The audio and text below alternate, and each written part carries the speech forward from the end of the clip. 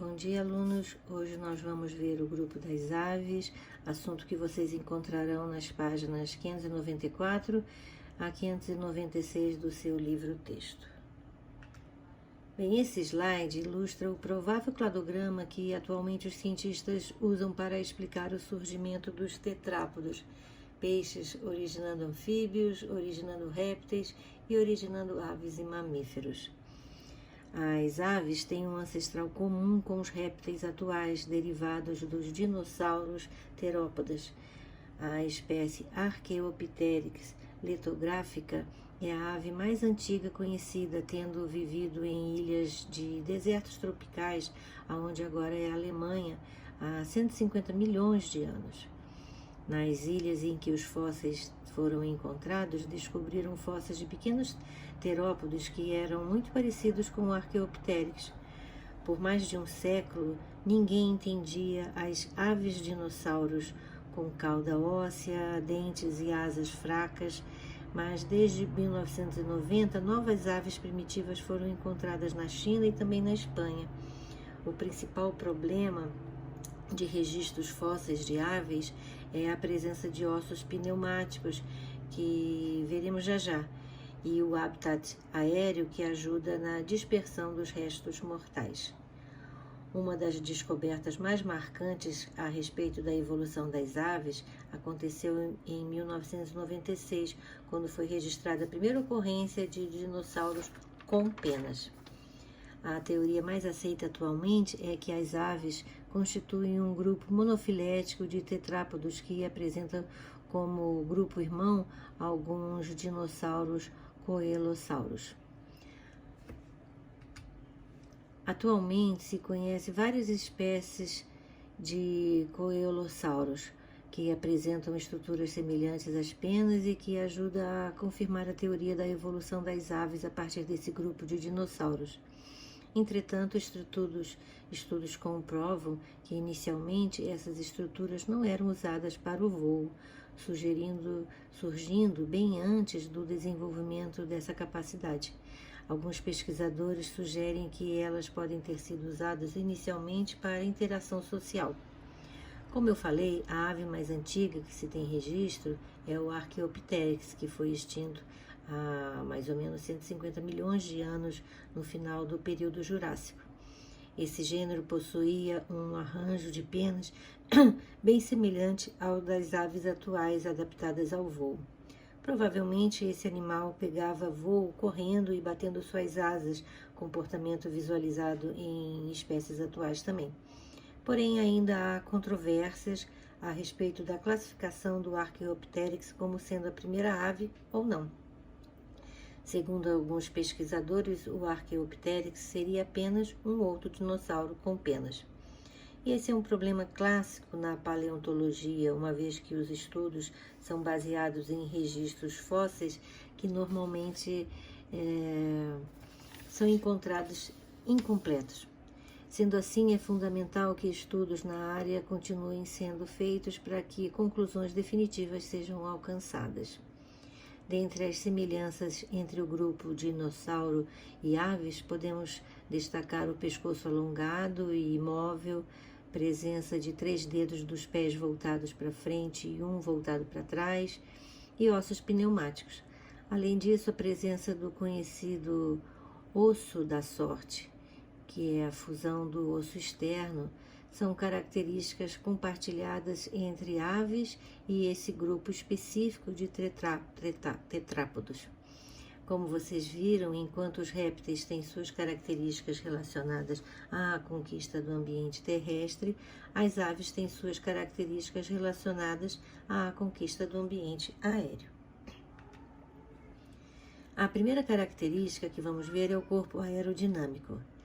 A mecânica de voo é um assunto complicado que se relaciona com a aerodinâmica e, como tal, tem sido objeto de considerável estudo nos últimos anos. Os mesmos princípios usados na aviação aplicam-se ao voo das aves. As asas de uma ave e de um avião são, de certa maneira, comparáveis. Ambas são aerodinâmicas de maneiras a reduzir a resistência do ar e ambas possuem um abaulamento com a superfície dorsal convexa, de maneira que a pressão inferior exceda a superior. Relacionando pressão com velocidade, vemos que quanto maior a velocidade do ar, menor será a pressão e vice-versa. Vamos explicar mais detalhadamente este fato já já. A pena é o principal fator para as aves voarem. Como eu falei, as aves são aerodinâmicas e proporcionalmente leves em virtude da estrutura do esqueleto e da presença de numerosas câmaras de ar em várias regiões do corpo. A musculatura peitoral, que fornece a força motriz para as asas, é bastante desenvolvida e o sistema respiratório atinge um alto grau de eficiência no que se refere à rapidez, troca de gases e à refrigeração. Estudos experimentais recentes demonstram que as penas peitorais servem como importante órgão para a percepção de correntes de ar. As aves como estas, com essas penas imobilizadas, mostram um aumento no número de batimentos das asas por segundo. Aparentemente, essas penas, quando livres, em associação com os músculos, com mecanismos receptores em suas bases, funcionam como órgãos para a percepção de correntes de ar necessárias para um voo eficiente. Muito além de serem lindas, as penas têm função de auxiliar no voo, de controlar a temperatura e também de hidratação, e também atuam na camuflagem e na reprodução. As penas são formações epidérmicas. Elas se formam no interior de folículos de maneira similar aos pelos dos mamíferos. Nos folículos das penas, porém, não há glândulas sebáceas como nos folículos pilosos. Elas têm a função de proteção do corpo contra choques mecânicos também. As penas são constituídas em um eixo central, chamado de raquis, da qual partem de forma oblíqua filamentos denominados barbas, que são o suporte de filamentos ainda mais finos, as bárbulas. Essas se prendem umas às outras por meio de pequenos ganchos, formando uma superfície contínua que protege a pele e que, no caso das penas das asas, dá sustentação ao voo. Os pássaros passam boa parte do seu tempo alisando cuidadosamente as penas com um bico, procedimento que vai alinhando as bárbulas e encaixando os ganchos entre elas. De uma maneira geral, os ornitólogos costumam dividir essas estruturas em 5. As penas de contorno, que revestem o corpo do animal e auxiliam no voo. As semiplumas, que apresentam uma estrutura intermediária entre as penas de contorno e as penas conhecidas como plumas, e têm importante papel de isolante térmico. As plumas comuns em filhotes, que têm papel de isolamento térmico também. As cerdas, que ajudam a proteger a ave contra partículas estranhas que possam entrar nas narinas e nos olhos, além de funcionarem como órgãos sensoriais. Nem todo o corpo da ave é coberto por penas. As áreas onde as penas estão ausentes são chamadas de aptérias, e aquelas regiões onde as penas estão presentes são chamadas de ptérilas. Agora vamos entender o voo das aves. O voo das aves é bem mais complexo que o voo dos aviões, mas ambos se baseiam no mesmo princípio da lei física de Bernoulli. Essa lei diz que existe uma relação entre a pressão e a velocidade das correntes fluídas, ou seja, de líquidos e de gases. Então, suponha que as correntes de vento estão passando sobre a superfície da asa de um avião. Como a asa é abaulada na superfície de cima, é maior do que a superfície de baixo, certo? Então, a corrente de vento desliza mais rapidamente na parte de cima do que na parte de baixo. Segundo essa lei, a região de menor velocidade da corrente, ou seja, embaixo da asa, a pressão será maior do que sobre a asa. Como resultado, sob as asas haverá uma força resultante de ascensão de baixo para cima, superando o próprio peso do avião. É dessa forma que o avião fica suspenso no ar, mas para que a força de ascensão seja criada, é necessário corrente de ar na superfície do avião. E é por isso, para decolar, o avião corre na pista impulsionado pelos motores. A lei de Bernoulli entra em ação e o avião sobe. Aviões e aves voadoras possuem asas abauladas e levemente inclinadas. O grau de inclinação, chamado de ângulo de ataque, determina maior sustentação e maior força de resistência do ar, diminuindo a velocidade do avião ou da ave. Para que o avião não entre em stall, o ângulo de ataque da asa precisa ficar numa posição que não crie uma resistência demasiada do ar. A forma de evitar isso são as aletas, que criam fendas e aumentam a velocidade do ar sobre as asas, garantindo maior poder de ascensão. As aves são animais endotérmicos, isso é, eles usam a energia do seu metabolismo sob a forma de calor para manter a temperatura do corpo constante. E haja energia, viu? Pois geralmente tem a temperatura corporal bem elevada, que pode variar em torno de 39 a 42 graus Celsius. As penas formam um mecanismo de proteção contra diferenças climáticas. É uma forma das asas regularem a temperatura quando o exterior está desfavorável. Você provavelmente já viu uma ave eriçando suas penas como se estivessem infladas durante um dia frio, né? Pois esse comportamento ajuda a manter a temperatura do corpo constante. Ao fazer isso, se cria uma camada de ar entre a pele e a plumagem, formando um poderoso isolante térmico. No calor, por outro lado, as penas ficam próximas do corpo da ave e esse isolamento diminui, deixando a ave mais fresca. Por isso, quando se fala, eu como igual um passarinho, prepare-se, porque a pessoa come muito, porque grande parte do alimento da ave é consumido para gastar sob a forma de manter a temperatura tão alta. Mas como é que a ave decola? No caso dos motores propulsores, são os músculos do peito responsáveis pelo batimento das asas. A ave cria a força de ascensão durante o ciclo de bater de asas, mais especificamente quando as asas baixam. Quanto mais bate as asas, mais sobe. Há aves que, ao invés de bater as asas, decolam de pontos altos, lançam-se de penhascos, de galhos de árvores, etc. E batem as asas apenas algumas vezes para manter a altura. O batimento das asas gasta muita energia e seria vantajoso se existisse um mecanismo para a sua economia. Uma estratégia que ajuda muito para a sua economia e ter um corpo aerodinâmico, ou seja, uma superfície corporal que cause o menor atrito possível com o ar. A outra estratégia seria manter-se no ar sem bater muito as asas e aproveitar as correntes de ar. Cada ave possui estilos de voos conforme os seus habitats. Vamos ver os principais.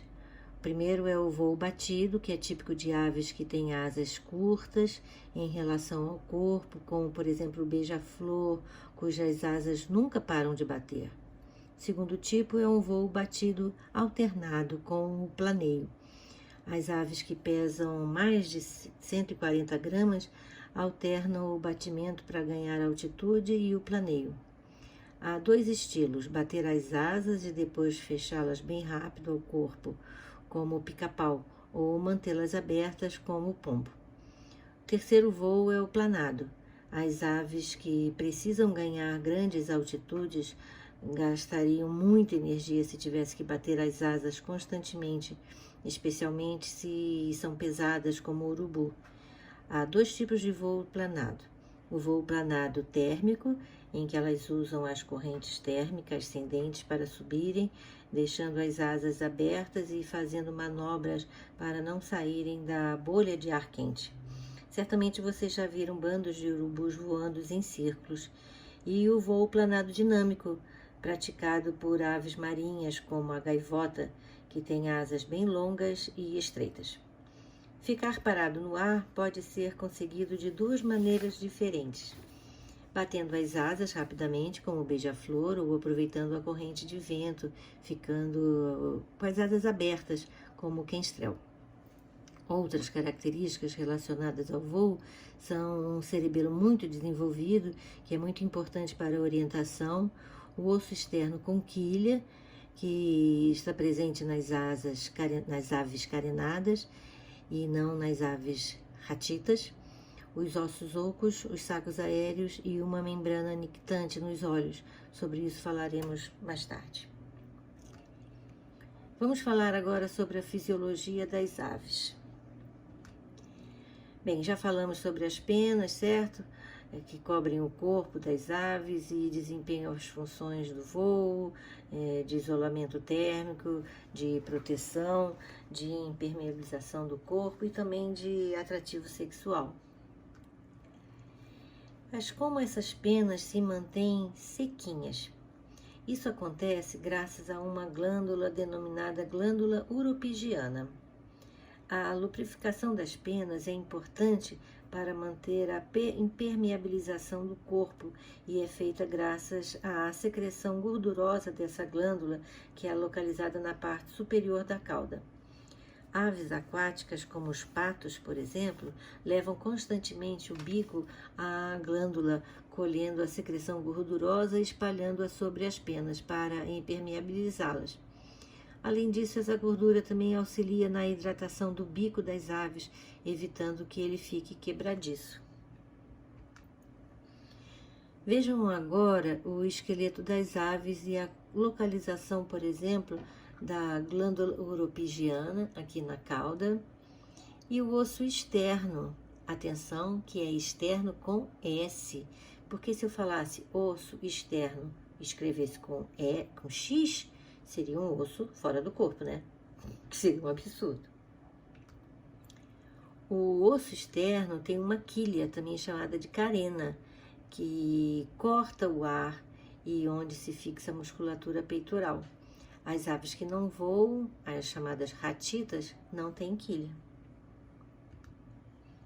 Os ossos das aves são ocos e por isso são chamados de ossos pneumáticos. São ossos finos e leves e não maciços, que unem-se a sacos aéreos, que são bolsas que saem dos pulmões com a função de diminuir a densidade do animal, facilitando assim o voo e também a natação. Certamente vocês sabem que nunca devemos dar um ossinho de galinha para os nossos pets, não é? Agora vocês já sabem o motivo. Os ossos da galinha são frágeis e facilmente seriam quebrados pelos dentes dos cachorros e gatos e poderiam se tornar bem perigosos e levar até a morte do seu animal se eles forem engolidos. As aves não têm dentes. Essa é uma outra adaptação para diminuir o peso e possibilitar o voo. Por isso, os bicos das diferentes espécies de aves são diferentes e relacionados à obtenção do alimento. Aves que se alimentam de sementes duras, por exemplo, têm bicos resistentes, como o tucano. Já o beija-flor, que se alimenta de néctar, tem um bico bem delicado, e aves que se alimentam na água têm um tipo de bico que meio que segura os peixes e deixam a água escorrer pela lateral. Essas características foram estudadas por Charles Darwin nas Ilhas Galápagos e serviram de bases para suas teorias da evolução. As aves podem ser herbívoras, carnívoras ou onívoras. A estrutura do tubo digestório varia de acordo com a dieta alimentar. As aves herbívoras, por exemplo, têm uma região bem dilatada do esôfago, o papo. especializado em armazenar o alimento, constituído principalmente por grãos e partes vegetais duras. Além de ser uma adaptação à segurança, porque permite que o animal armazene rapidamente o alimento para digeri-lo depois, em lugar seguro. O papo também umedece o alimento, tornando-o mais macio. O estômago é dividido em duas partes, o proventrículo e a moela. No proventrículo, o alimento é misturado às enzimas digestórias, passando em seguida para a moela. A moela apresenta paredes grossas e musculares, capazes de triturar o alimento, facilitando a ação das enzimas. Assim, enquanto o proventrículo atua como um estômago químico, a moela atua como um estômago mecânico. Muitas aves herbívoras engolem propositadamente pequenas pedras que auxiliam na trituração do alimento na moela. Do ponto de vista funcional, essas pedrinhas são equivalentes aos dentes que as aves atualmente não têm. Aves carnívoras não têm papo, ou este é bem pouco desenvolvido e sua moela é geralmente pouco musculosa. O intestino das aves se abre na cloaca, onde também desembocam os condutores do sistema excretor e também do sistema reprodutor. As aves respiram por meio de pulmões que apresentam estrutura diferente de outros vertebrados. Os pulmões das aves consistem em finíssimos tubos chamados de parabrônquios, que se dispõem paralelamente entre si. A parede desses tubos é irrigada por grande quantidade de capilares sanguíneos que possibilitam as trocas gasosas entre o sangue e o ar inalado. Dos pulmões partem bolsas chamadas de sacos aéreos, penetrando inclusive em alguns ossos. As aves fazem 2 ciclos de inspiração e de expiração para ventilar os pulmões. Na primeira inspiração, o ar vai diretamente para os sacos aéreos posteriores. Na expiração subsequente, esse ar passa para os pulmões e permanece por algum tempo nos parabrônquios, onde ocorrem as trocas gasosas com o sangue. Na segunda inspiração, o ar que estava nos pulmões passa para os sacos aéreos anteriores, de onde é expelido para o exterior na expiração seguinte. O coração das aves, como o dos mamíferos, tem 4 câmaras, 2 átrios e 2 ventrículos, completamente separadas essas câmaras. A circulação é dupla e não há mistura de sangue venoso e arterial. O sangue venoso proveniente dos tecidos chega ao coração pelas veias, penetrando no átrio direito. Ao mesmo tempo, o sangue arterial proveniente dos pulmões penetra no átrio esquerdo. Aí, a contração simultânea dos átrios manda o sangue para os ventrículos, átrio direito para o ventrículo direito e átrio esquerdo para o ventrículo esquerdo. A artéria ligada ao ventrículo direito conduz sangue venoso aos pulmões e ela é denominada artéria pulmonar. E a aorta sai do ventrículo direito, enviando sangue arterial para todo o corpo da ave. Então, a circulação é fechada, o sangue só circula dentro de vasos e órgãos. Ela é dupla, porque passa 2 vezes pelo coração, e é completa, porque o sangue arterial não se mistura ao sangue venoso. A principal excreta nitrogenada, excretada pelas aves, é o ácido úrico, que é removido do sangue pelos rins e conduzido à cloaca pelos ureteres. Na cloaca, a maior parte da água contida na urina é reabsorvida e o ácido úrico altamente concentrado adquire cor esbranquiçada e consistência pastosa e é eliminado juntamente com as fezes, como nos répteis. E é por isso que a urina das aves pode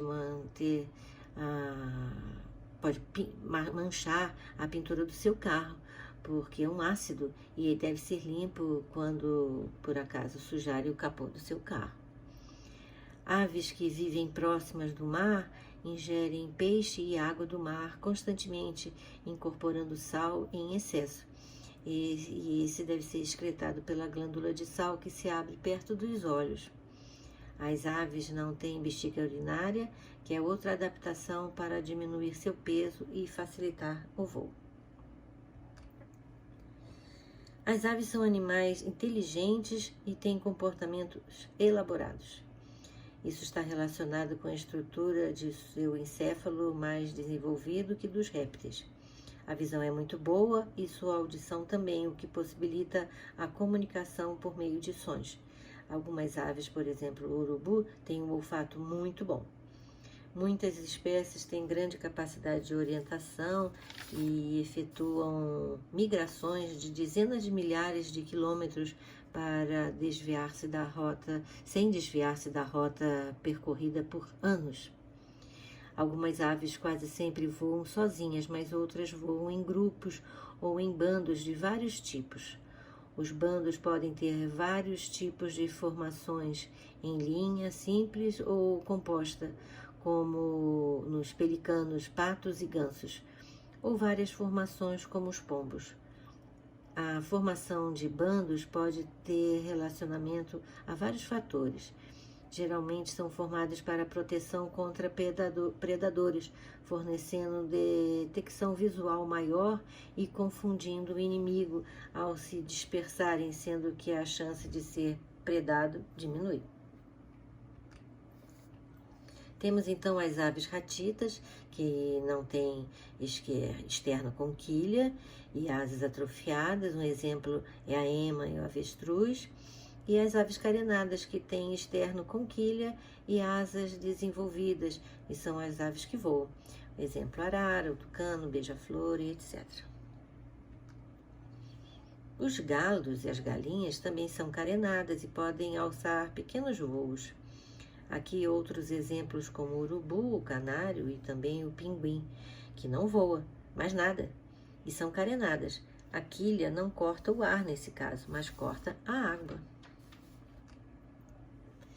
Aqui são aves ratitas, o avestruz, a ema, o kiwi da Nova Zelândia, e são aves mais feinhas, né? Esse casuar na Austrália diz que é uma ave muito agressiva. Vamos falar finalmente da reprodução das aves.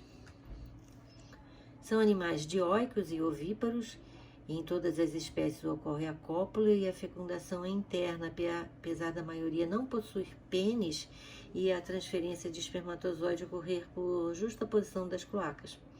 Os ovos são eliminados pela cloaca e precisam ser chocados para que o embrião se desenvolva. A maioria tem dimorfismo sexual, sendo os machos mais vistosos, exatamente para atrair a fêmea. Em diversas espécies, os machos delimitam o território de procriação, garantindo assim o direito de copular com as fêmeas que estão presentes. Um macho defende vigorosamente seu território da invasão de outro macho da mesma espécie, geralmente pelo canto ou pela exibição da sua plumagem. Porém, eventualmente pode haver luta física entre os machos pela disputa do território. O ovo amniótico que vimos nos répteis está presente também nas aves. Vejam as partes e as funções. Então vamos ver a câmara de ar, que é uma reserva de ar, não é? De oxigênio e gás carbônico, que ocorre, as trocas que ocorrem entre a casca porosa e o meio externo. O alantoide é onde eles guardam ácido úrico, o âmnio protege o embrião, o córeo possibilita as trocas gasosas, o saco vitelínico e é onde se guarda o alimento do embrião, e não se esqueçam que o líquido amniótico protege o futuro animalzinho. E essa bolinha aqui, bem no meio aqui do embrião, o que que é? Isso é o disco germinativo. É isso que vai originar o novo animal. No ovo de galinha que comemos, não houve desenvolvimento do embrião, porque o ovo não foi galado, isso é, não houve a cópula da galinha com o galo. Então, na realidade, deveríamos chamar esse alimento de ovócito e não de ovo, né? Vejam aqui a diferença entre a fêmea tão sem graça e o macho maravilhoso. Incrível, né? Vamos ver algumas curiosidades. As aves geralmente voam menos de 150 metros, exceto durante as migrações. Somente algumas aves, como os abutres, podem ir até 30 metros de altitude para procurar comida. Alguns gansos da Ásia atravessam os Himalaias a 900 metros de altitude. A velocidade média é de 30 a 50 km por hora, contudo, quando necessário, os patos podem voar a 100 km por hora e os falcões peregrinos podem chegar a 320 km por hora. E, por fim, vamos separar dois termos que são erroneamente usados como sinônimos: aves e pássaros. Aves são o grupo que estamos estudando, a classe aves, e pássaros são somente as aves pertencentes à ordem Passeriformes, que é o maior grupo que se destaca por englobar o maior número de espécies da classe das aves. Entre as características dos representantes dos Passeriformes destaca-se a capacidade de cantar. Então, agora vocês não podem mais confundir, ok? Ave é ave e pássaro é pássaro. Todo pássaro é uma ave, mas nem toda ave é um pássaro. Bem, alunos, por hoje é só. Ficamos por aqui e até a próxima.